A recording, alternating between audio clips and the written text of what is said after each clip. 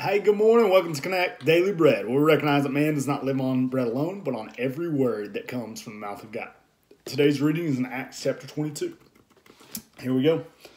Brothers and fathers, listen to my defense. When they heard him speak to them in Aramaic, they became very quiet. Then Paul said, I'm a Jew, born in Tarsus of Cilicia, but brought up in this city. I studied under Gamaliel and was thoroughly trained in the law of our ancestors.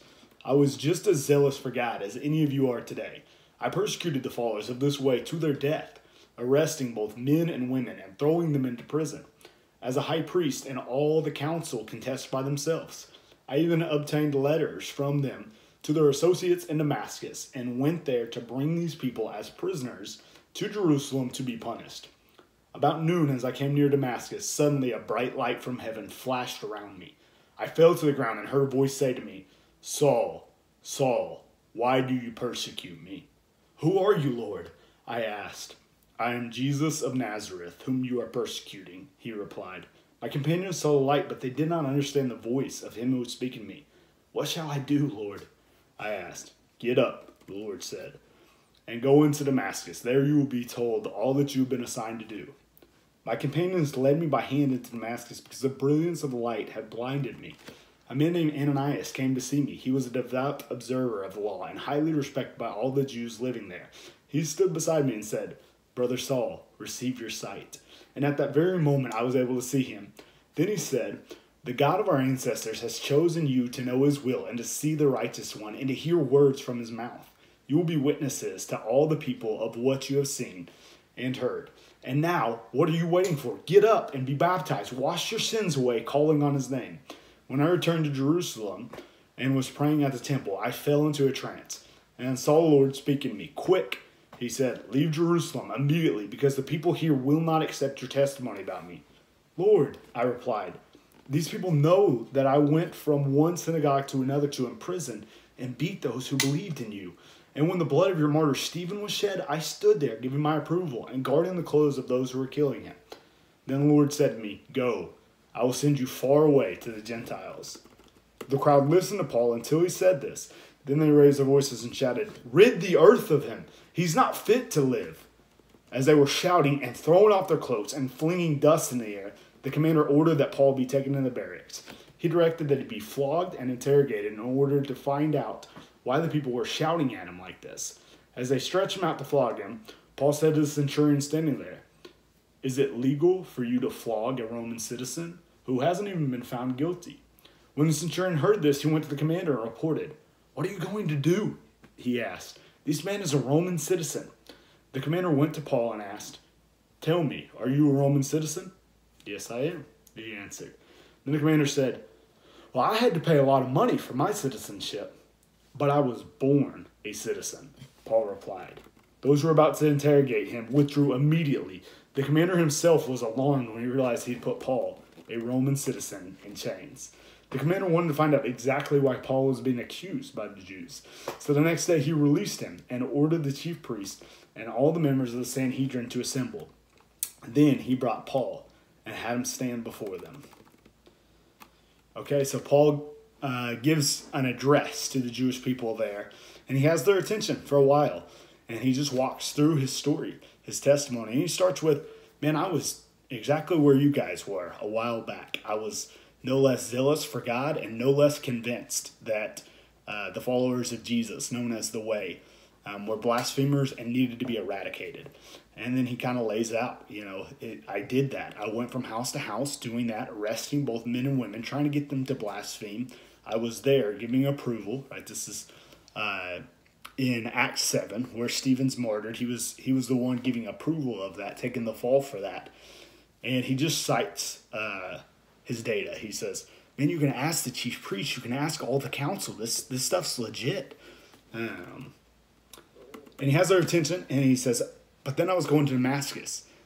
And he just shares what Jesus did, how Jesus intervened, how he saw Jesus in his glory, and it knocked him off of his horse. And then he heard words from Jesus saying, why do you persecute me? And he immediately recognizes this is the Lord. He says, what do I do? He says, go to Damascus. There you'll be told what you must do. Ananias comes, heals him, right? He receives his sight. But he also shares Christ and the good news with him that he can be forgiven. And just as is the case in the New Testament, baptism is a part of that process that God lays out. And so Ananias has an urgency with him. And what are you waiting for? Get up and be baptized, washing your sins away. And it's really cool to see that when people really get what Jesus has done, and they really recognize, man, my sin is separating me from God. It's a destructive force now, and if not dealt with, that will carry on into eternity. And they recognize that God so loves them that he sent his son to provide a pathway, a way for them to come back home and for that to be eradicated, taken care of. That God would remain just and be still the one who justified.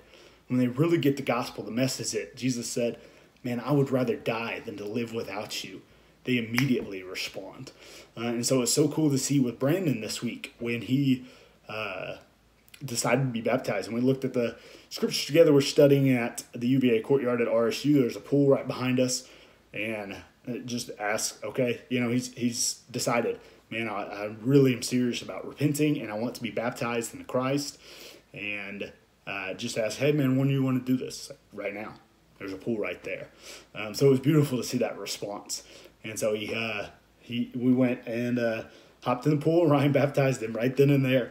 And he got to be raised up, totally forgiven, now filled with the Spirit of the living God, and now equipped and surrounded by a family that's going to walk this thing out with them. So super exciting to see.